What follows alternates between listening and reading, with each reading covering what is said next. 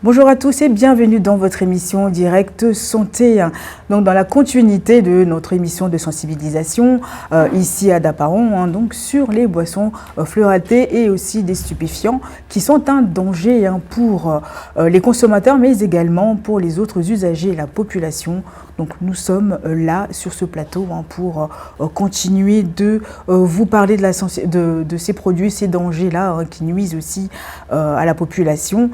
Donc nos invités sont avec moi pour en débattre, mais avant ça, nous allons vous montrer un élément que nous avons tourné lors de cette fête traditionnelle de Tingbapab pour interroger quelques personnes sur le danger de l'alcool au volant.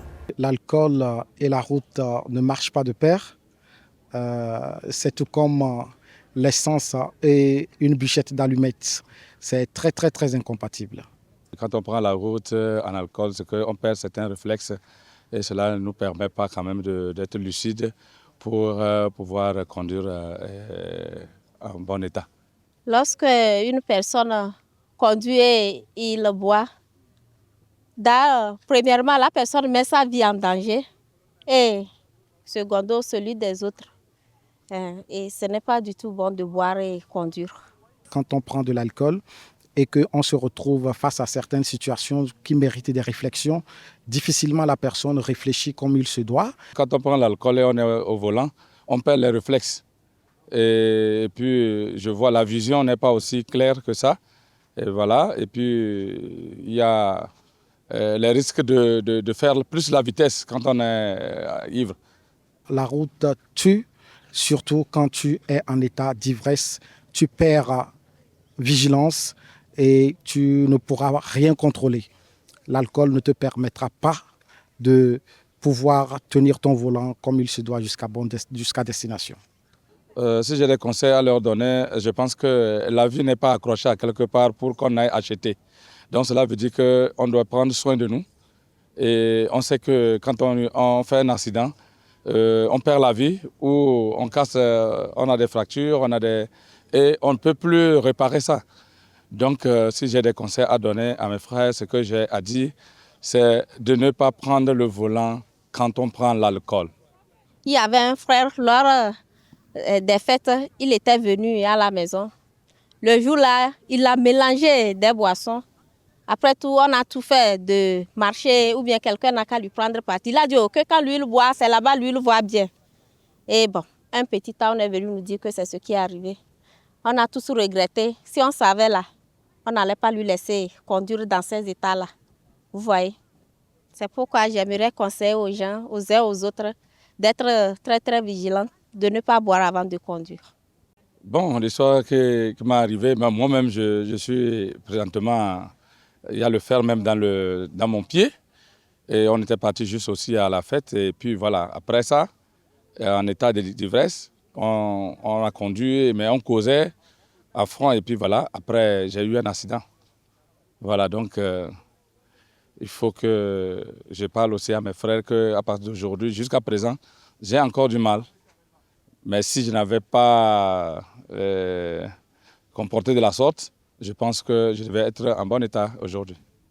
Comme je vous le disais, nos invités sont avec moi sur ce plateau. Dans cette première partie de cette émission, je vais recevoir Monsieur Meba, qui est chef de section sécurité routière et puis représentant des forces de sécurité chargées de la prévention et du contrôle, et également de Monsieur Prosper Akula, qui fait partie de représentant des auto-écoles agréé du Togo.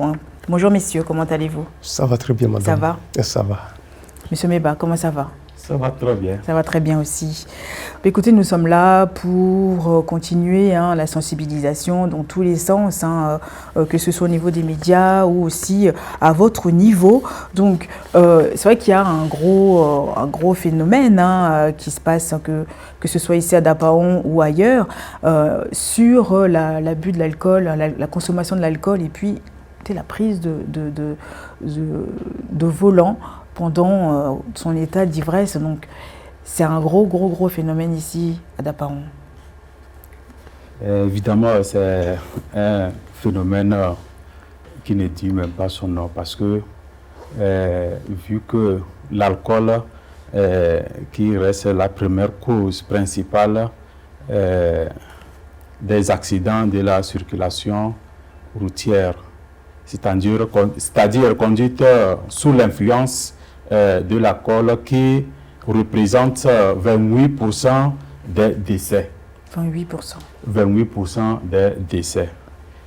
Si je parle de cette cause principale qui est l'alcool, c'est-à-dire l'alcool est la base de la recrudescence des accidents. Les accidents de la route. Et quelle est la situation actuelle dans votre région concernant ces accidents liés à l'alcool au volant? Est-ce que vous avez des chiffres?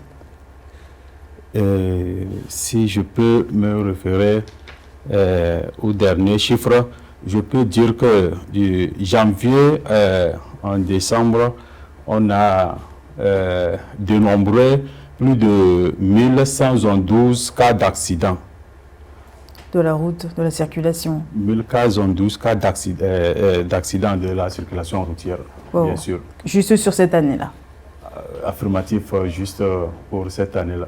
C'est beaucoup quand même, hein. Tout à l'heure, vous parliez de 28%, mais c'est énorme. Est-ce que la population se rend compte que c'est vraiment un danger? C'est dangereux pour eux, mais aussi c'est dangereux pour ceux qui ne conduisent pas.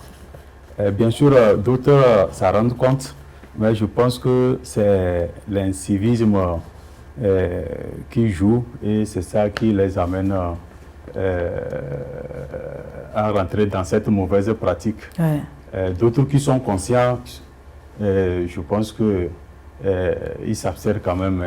Avant de prendre la route, il sait qu'il a un trajet et du coup, il évite quand même l'alcool. Comme on l'a vu tout à l'heure dans notre micro-trottoir qu'on a fait, ces personnes, bon, c'est vrai qu'il y a eu il y a diverses personnes qui ont témoigné un peu, qui ont raconté un peu leurs histoires et donné leur avis sur la consommation d'alcool et puis le volant. Donc c'est comme le monsieur, la deuxième personne, le deuxième monsieur qui a dit comme quoi lui, là encore, il avait bu, mais malgré ça, il a pris le volant, pardon. Et il a eu son accident de circulation. Puis il y a toujours le métal qui est encore dans sa jambe. Et ça, il va le porter à vie, j'imagine. Mais c'est ce qui est un peu marrant. Si lui-même, il a su qu'il a bu, mais il ne devrait pas prendre le volant. Il peut même appeler un de ses petits frères, ou bien un de ses camarades. Du moment qu'il est conscient qu'il a bu, mais je pense que il ne devrait même pas oser même prendre le volant.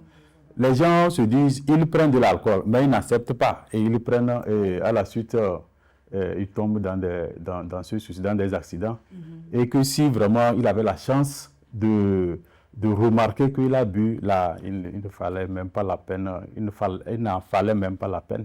C'est ça. Mais vous, Monsieur Akula, vous êtes délégué des auto-écoles. Mais dites-nous comment ça se passe au niveau de ces gens qui viennent pour passer leur permis. Vous les sensibilisez aussi, non, dans ça? En fait, à notre niveau, dans les centres de formation et avec nos apprenants, on les fait savoir les conséquences que ça peut donner dans la circulation. L'alcool fait augmenter le temps de réaction.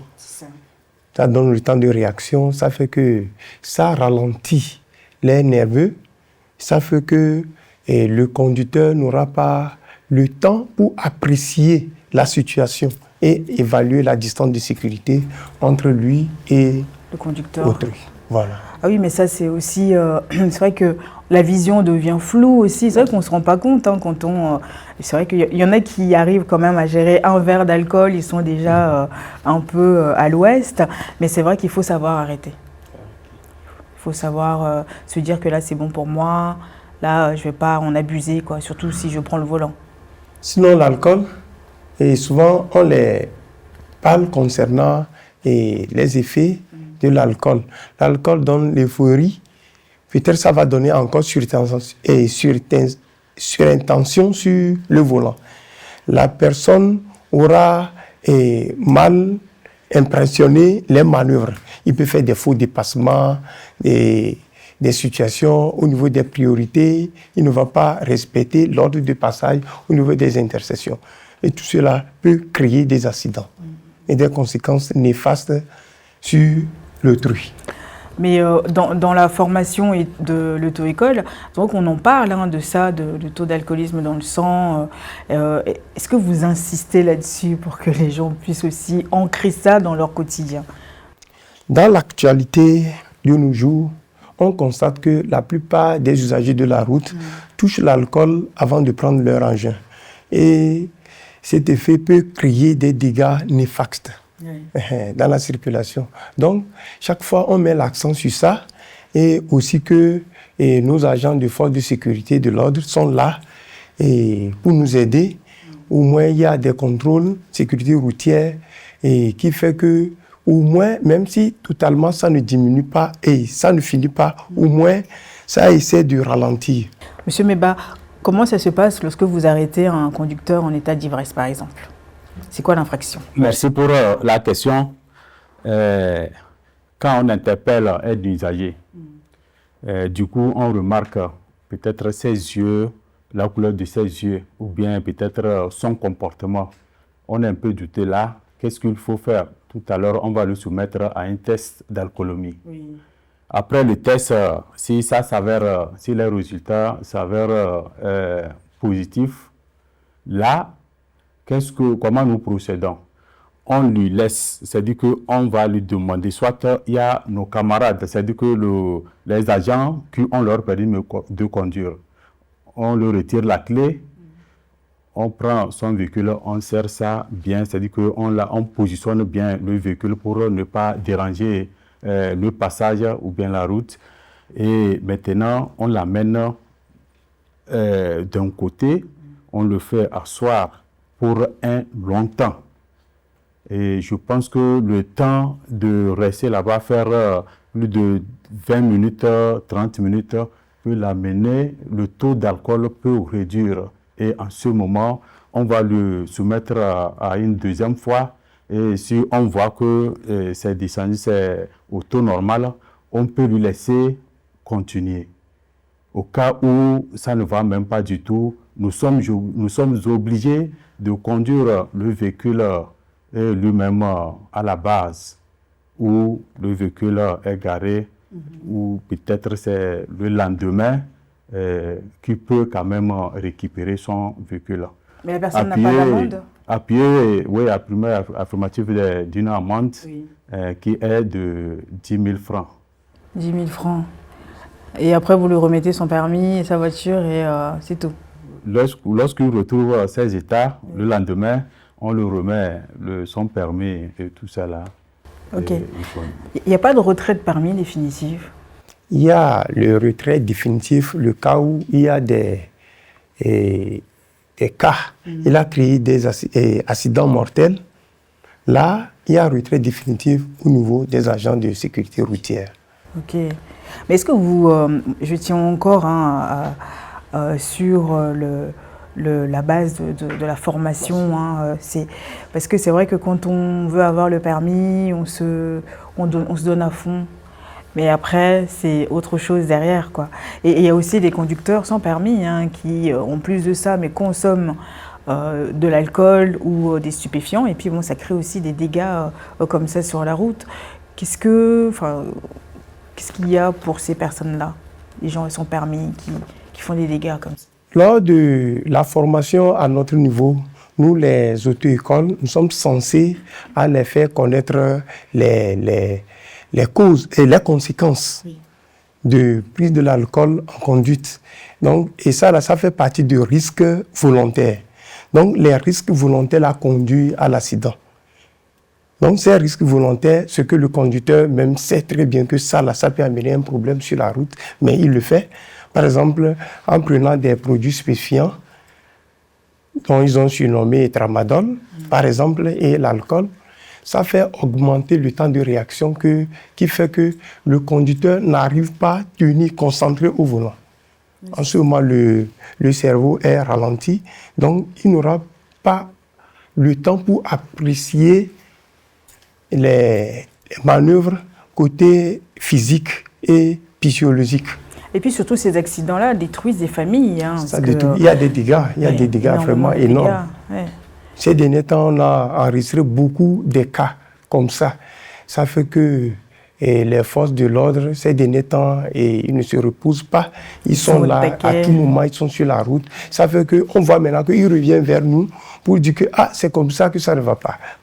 Nous aussi, on retourne à leur faire savoir le cours dont vous avez suivi, est-ce que vous avez mis ça en application? Si vous avez mis en application, je vois qu'il n'y aura rien. Est-ce qu'ils sont conscients réellement de ça? Mais avec les sanctions, avec les amendes, peut leur revenir au-dessus. En tout cas, c'est vrai que vous êtes sur la route, c'est vous aussi qui mettez aussi de l'ordre un peu. Aussi sur la route, vous devez en voir des situations, des cas d'accidents graves comme ça, non, sur la route. Évidemment, je pense que c'est un souci majeur. La prise de l'alcool n'est surtout même pas une bonne chose. Et comme je l'avais déjà dit, je pense que nous manquons du civisme. C'est le manque de civisme qui laisse que, bien que l'homme sait que l'alcool est une cause principale des accidents de la circulation routière, mais à un moment, je ne sais pas, il s'oublie ou bien peut-être il le fait. Vous-même, vous le savez, quand déjà même on commence par un verre, ça nous excite ou bien ça nous rappelle, ça nous demande encore à aller deuxième verre et ainsi de suite. Voilà, à un niveau, on ne s'appartient plus. C'est ça. Et du moment, pour ceux-là qui prennent souvent l'alcool au volant, du moment qu'il ne s'appartient pas, c'est comme le temps, le petit temps là, c'est comme il est suprême. C'est comme il voit plus. C'est comme il a toutes ses capacités. Mais au fait, la réalité nous prouve le contraire. Hein. Oui. Parce que surtout, il y a les consommateurs qui se disent « Oui, non, moi, c'est rien ça, je bois, mais je ne suis jamais sous et tout. » Et ça continue. Effectivement, ils ont un terme aussi. Souvent, quand ils se trouvent à nouveau, ils ont un terme là qui dit « un pour la route ». Oui, un pour la route. Prendre un pour la route. Pourtant, c'est un pour la route là qui vraiment augmente les risques de ses capacités quand même. Oui. Bienvenue, Monsieur Larrey, docteur Larrey, comment ça va? Ça va très bien. Ça va très bien. Très très bien aussi. Ce phénomène qui prend de l'ampleur, parce que ça, quand on voit les chiffres donnés, c'est pas rien. Oui, bien sûr. Il y a la population, comme Monsieur Meba le disait tout à l'heure, il y a une inconscience un peu dans la population, surtout au niveau de la jeunesse, qui sous l'effet de l'alcool, avec cette sensation de perte de contrôle de l'organisme, donc ce qui fait qu'ils se croient un peu tout permis, avec une modification de leur comportement et de leur jugement. Donc il y a un faux sentiment de confiance en soi, ce n'est qu'une perception qu'ils ont. Donc ce faux sentiment les pousse à prendre encore plus de risques, et ce qui fait qu'on a ce phénomène, quand ils prennent de l'alcool, ils savent qu'ils peuvent doubler, ils peuvent faire des dépassements accélérés, à faire des dépassements qui ne sont pas réguliers, le non-respect des priorités. Brûler le feu aussi. Voilà. Donc ce sont des phénomènes de plus en plus fréquents, et on est en fin d'année, là actuellement sûrement on aura une recrudescence de ces accidents qui vont encore causer beaucoup de tragédies. C'est ça, les fins d'année comme ça, c'est vraiment pas évident. Hein. Mais vous devez en voir des cas, de nombreux cas là-bas à l'hôpital. Quand ils arrivent, dans quel état ils arrivent? Souvent, dans le pire des cas, ils arrivent, soit ils sont décédés, ce sont des décès que nous recevons, et dans ceux qui sont moins bien, dans d'autres cas, on les reçoit dans un cadre de polytraumatisés. Quand on dit polytraumatisé, c'est-à-dire ce sont des patients qui arrivent avec un traumatisme crânien, ou bien ils ont une contusion, une fracture de côte qui peut perforer un poumon ou bien le cœur, ou des lésions qui sont intra-abdominales, ou des fractures, de multiples fractures avec un état de choc qui met aussi encore ces patients qui met en jeu leur pronostic vital. D'accord ? Donc dans ces cas comme ça, même malgré la prise en charge, nous avons aussi ce problème de prise en charge qui débute sur les lieux de l'accident et qui va se poursuivre au niveau du centre hospitalier. Et que ressentez-vous quand vous voyez des situations comme ça?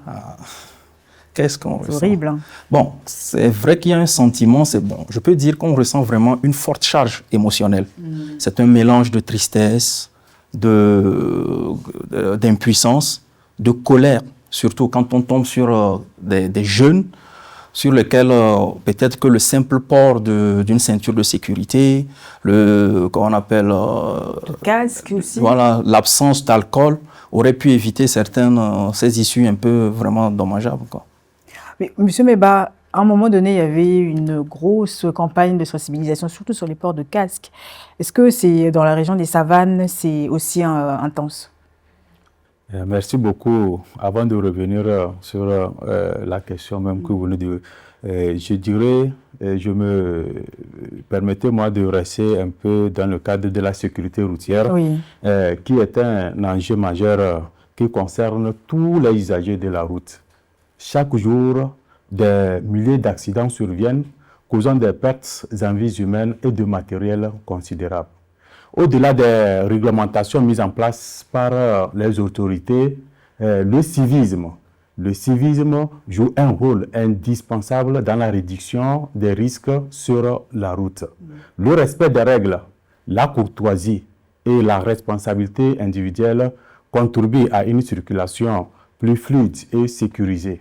Ainsi, il est essentiel de comprendre l'impact du civisme sur la sécurité routière et de mettre en œuvre des solutions pour renforcer cet aspect crucial. Maintenant, ça rentre, je m'en vais directement à votre question pour le port des casques. Ici, dans la région, vous-même vous l'avez remarqué, la plupart de nos jeunes frères n'aiment pas le casque, tout en oubliant que puis ils ne ferment pas, c'est ça. Souvent même, je me pose des questions. Est-ce qu'ils ont eu la chance de vivre les cas d'accident? Si vraiment quelqu'un a la chance de vivre un accident, ou peut-être il s'est donné la mort dû au défaut du port de casque, je pense que ça va rappeler aux autres, ou bien ça va lui rappeler à tout moment de prendre son casque avant de... oui, mais est-ce qu'il faut voir d'abord avant d'agir, c'est ça? Mais souvent, il faut un choc frontal. Donc, le choc, c'est de vous regarder carrément un de ses frères ou bien un proche à soi avoir un accident de la voie publique. Je pense que ça traumatise énormément. Parce que là, tout à l'heure, on parlait de temps de réaction, parce que c'est vrai qu'on parle de la vision floue aussi. Parce que quand ce sont les effets, oui. Voilà, ce sont les effets de l'alcool sur le cerveau humain. Donc, si on veut voir le circuit que prend après la consommation d'alcool, l'absorption de l'alcool se fait au niveau de l'estomac et de l'intestin. Entre 15 et 60 minutes, il arrive dans le sang. Après, il a une diffusion au niveau du cerveau. Et au niveau du cerveau, il a un effet. On parle comment on appelle, il a un effet dépresseur. Bon, c'est le moins un peu. C'est-à-dire un effet dépresseur, c'est-à-dire qu'il ralentit le corps, le cerveau et l'organisme. Donc, ce ralentissement est responsable d'un trouble de la vigilance. Vous allez avoir des troubles de la vision avec un champ visuel qui est rétréci. Donc, ce qui empêche de voir de par les usagers qui viennent sur les côtés. Et aussi la photosensibilité aussi qui est présente. C'est-à-dire c'est-à-dire que vous devenez un peu, on peut dire, allergique à la lumière, quoi. Quand directement un petit flash lumineux va vous faire fermer les yeux directement. Donc tout ça, et on peut aussi avoir des troubles de la coordination. J'ai parlé de ralentissement, c'est tous vos réflexes qui sont complètement ralentis. Et donc, et surtout, je parle souvent, c'est la modification du comportement. C'est ça qui est dangereux. C'est-à-dire, il se croit, c'est un faux sentiment de confiance en soi, de supériorité. Dans sa tête, il peut tout faire. Parce que l'alcool il désinhibe en même temps. On n'a plus de blocage, on se dit il y a certaines choses qu'on peut faire sous l'emprise de l'alcool qu'on ne peut pas faire. Il y a des risques que nous prenons et c'est cette combinaison de réduction des réflexes combinée avec cet excès de risque qui est pris qui devient très dangereux pour la circulation. On parle d'alcool, mais aussi des stupéfiants qui ont aussi une association qui devient beaucoup plus dangereuse aussi. Effets et tout sur sur les gens. C'est vrai l'État, on n'est plus pareil, mais bon, c'est vrai que les gens, il faut vraiment qu'ils prennent conscience du vrai danger de ces produits qu'ils consomment au quotidien. Tout à l'heure, avec Monsieur Akla, qui est délégué des auto-écoles, il disait, bon, c'est vrai que lors de la formation, ils en parlent, parce que c'est vrai que ça fait aussi partie des cours d'auto-école, mais c'est vrai que pour obtenir le permis, on se dit, bon, on va avoir 10 sur 10. Voilà, on peut se concentrer pour un moment. Mais après, après ça, là, ça devient autre souvent, chose. Ce sont des fausses fréquentations aussi, des mauvaises fréquentations aussi qui conduisent à cette prise de stupéfiants et des bandes. Donc, quand ils se retrouvent comme ça, il y a un qui a ce mauvais caractère, qui prend, les autres suivent, et puis ça devient de fil en aiguille, c'est tout le monde qui est sous l'emprise de l'alcool. Et ils ne font pas attention. C'est-à-dire là, ils se retrouvent maintenant sur la route, ils sont un danger pour eux-mêmes et en même temps un danger pour aussi la population. Et quel est le regard de la famille lorsqu'ils viennent avec les victimes comme ça à l'hôpital? Le regard de la famille, bon, pour eux, la première des choses, c'est leur sentiment, c'est de pouvoir sauver leur enfant ou leurs parents. C'est leur priorité, en fait. Donc, mais après, je pense que c'est l'intéressé lui-même qu'il faut sensibiliser. Après, s'il arrive à échapper. Et puis, je pense que souvent, ça les dissuade quand même de reprendre de ces risques-là sur la route. C'est vrai qu'avec certains accidents, on n'est pas sûr de s'en sortir aussi. Donc, oui, c'est ce que je disais, il y a énormément de risques. Avec les séquelles, ça fait réfléchir. Des séquelles irréversibles. Ouais. À part la mort, on peut avoir des handicaps neurologiques. On peut aussi avoir des amputations. Ça, ce sont des séquelles qui sont irréversibles. Et aussi, on peut avoir on parle des paralysies. Soit si vous avez une atteinte de votre rachis, bon, on parle de rachis, c'est la colonne vertébrale avec la moelle qui est sectionnée. Si c'est en fonction du niveau de section, vous pouvez avoir une paralysie des membres inférieurs, ou on parle de paraplégie, ou bien des 4 membres si la section elle est haute. On parle de tétraplégie. Ils se retrouvent comme ça à vie. Sans... Oh là là, c'est horrible, hein, vraiment. Ouais. C'est vrai qu'il faut vraiment qu'ils vivent des situations comme ça pour comprendre, parce que c'est vrai quand on le dit, mais souvent ils sont présents lorsque des accidents arrivent, mais bon, ça ne change pas trop de leur vision, c'est ça. Et donc, quel message avez-vous pour vraiment la population en général, et puis aussi ces conducteurs qui consomment énormément avant de prendre le volant? Le premier message que moi je donne, c'est ne consommez pas de l'alcool avant de prendre le volant. Mais je sais que parfois c'est difficile, mais au cas où vous le prenez, s'il vous plaît, on dit souvent, je pense au niveau de l'auto-école, prévoyez un SAM, c'est-à-dire une personne qui va vous amener et qui va vous ramener sans prendre de l'alcool.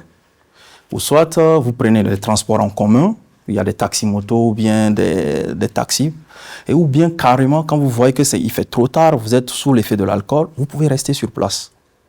Ça, c'est l'un des conseils que je peux donner à la population, parce que je sais que souvent, c'est très difficile, vu autour de nous, les gens boivent, et puis donc, il y a un suivisme qui se fait, et puis voilà, un mimétisme qui s'installe, quoi.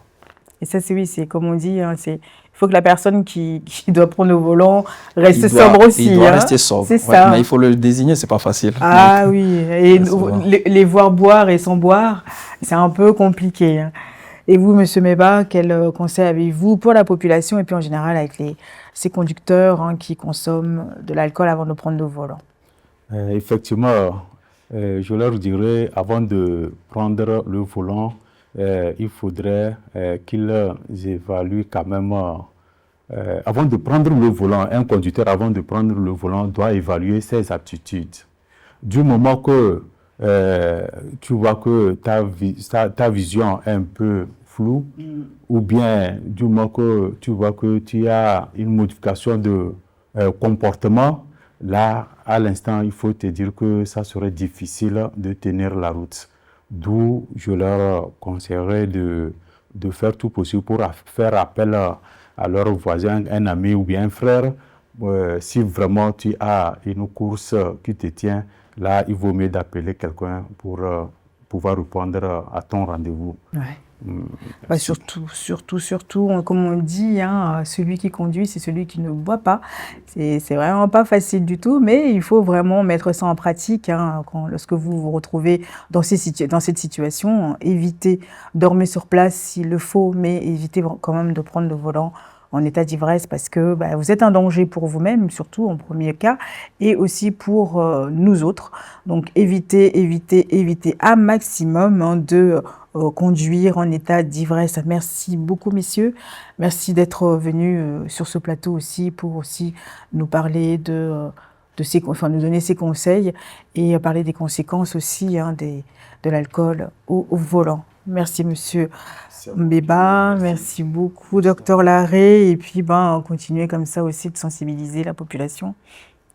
Et quand ils viennent chez vous à l'hôpital, il faut taper sur les doigts. Un petit mot de fin, docteur Larrey? D'accord, bon. Vu que nous sommes en fin d'année, mon mot de fin, c'est quoi? C'est sûr qu'il y aura encore l'alcool qui va couler à flot. Ce sont les fêtes. On ne peut pas interdire de boire. Mais quand même, si vous allez boire, diminuez votre consommation. Mélangez souvent avec de l'eau pour diluer cet alcool. Ou soit, carrément, vous mangez. L'alcool s'absorbe beaucoup plus rapidement à jeun que le ventre plein. Et surtout, si vous voyez que vous n'êtes pas capable de conduire en cette période, s'il vous plaît, essayez de demander à un frère ou un voisin pour venir vous récupérer. Et le dernier mot, la dernière phrase que j'aimerais vraiment, le dernier message que j'aimerais faire passer, c'est que un verre d'alcool au volant peut vous coûter la vie ou à un innocent. Alors, s'il vous plaît, 0 alcool, 0 risque. Un petit mot de fin, monsieur Mbeba?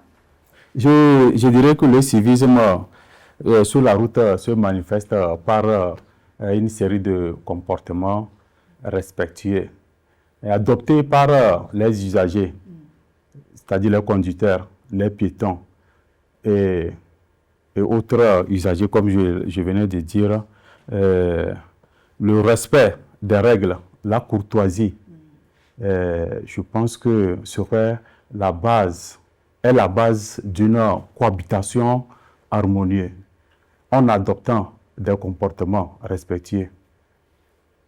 Nous, on est là pour sensibiliser la population. Et surtout que l'État fait tout possible pour mettre les infrastructures en bonne et due forme.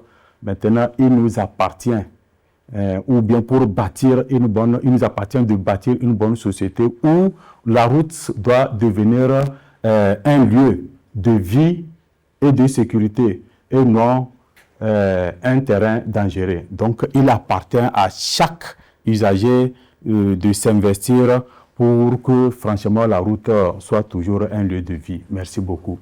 Merci à vous, messieurs. Merci, docteur Larrey. Merci, monsieur Mbeba. Merci pour vos conseils. Nous remercions aussi le gouverneur des Savanes qui nous a reçus ici à Dapaon. Et un grand merci à tous nos invités qui ont assisté à ces émissions de sensibilisation. Je remercie également notre partenaire Voltic et toute l'équipe de New York TV, l'équipe technique qui sont derrière les caméras, qui ont aussi participer aussi à cette émission, à la production de cette émission. Grand merci à vous tous qui nous suivez tous les jours dans cette émission. On se retrouve demain. Bye bye.